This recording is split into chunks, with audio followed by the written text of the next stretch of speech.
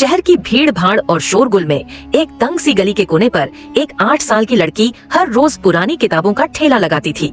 उसके कपड़े फटे हुए थे, चेहरा धूल और धुएं से ढका हुआ और आंखों में थकान थी, लेकिन उसके दिल में कुछ ऐसे सपने पल रहे थे जिन्हें वो खुद भी पूरी तरह समझ नहीं पाई थी। वो सड़कों से फेंकी गई पुरानी किताबें चुनकर लाती और बड़े प्यार से उन्हें ठेले पर सजाती। दिन भर धूप में बैठी रहती और राहगीरों को पुकारती, सस्ती किताबें सिर्फ 5 रुपए में। अक्सर लोग बिना देखे ही आगे बढ़ जाते, कुछ उसकी हालत पर हंसते, कुछ ताने मारते और कभी कभार कोई 1-2 किताबें खरीद भी लेता। एक दिन एक सज्जन जो सूट बूट में थे उसके पास आए। उन्होंने एक किताब उठाई, उसके कुछ पन्ने पलटे और हंसते हुए बोले, किताबें बेचकर कोई बड़ा नहीं बनता बच्ची, समय बर्बाद मत करो, कुछ और काम सीख लो। ये बात उसकी छोटी सी मासूम दुनिया में गूंजने लगी। उस रात जब वो अपनी माँ के साथ टीन की छत वाले छोटे से कमरे में बैठी थी, उसने वो किताब उठाई जिसे कोई नहीं खरीदता था, एक पुराना फटा हुआ उपन्यास।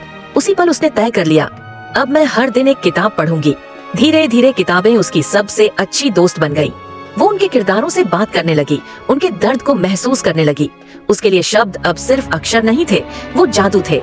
हर नई किताब उसके अंदर एक नया ख्वाब, एक नई सोच और एक नई उम्मीद जगा देती। कुछ ही सालों में उसने खुद लिखना शुरू कर दिया। शुरुआत में फटे हुए कागजों पर, फिर सस्ते नोटबुक्स में। वो अपनी गली की कहानियाँ लिखती, उन बच्चों के सपने जिन पर दुनिया ने कभी ध्यान नहीं दिया। फिर एक दिन उसने अपनी एक कहानी का पांडुलिपि एक पब्लिशर को भेज दी। कई हफ्तों तक कोई जवाब नहीं आया। फिर अचानक एक दिन एक चिट्ठी आई। उसकी कहानी प्रकाशित होने जा रही थी।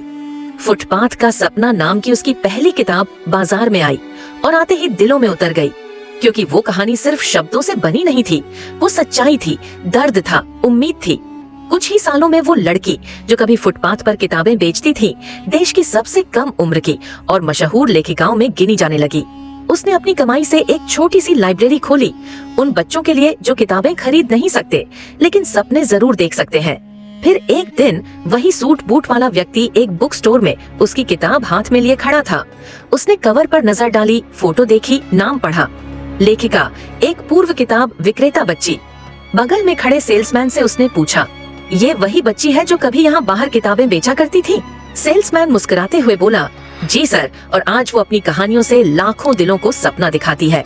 उस लड़की ने साबित कर दिया था, किताबें सिर्फ बेचने की चीज नहीं होती, वो तो किस्मत बदलने का हुनर रखती है।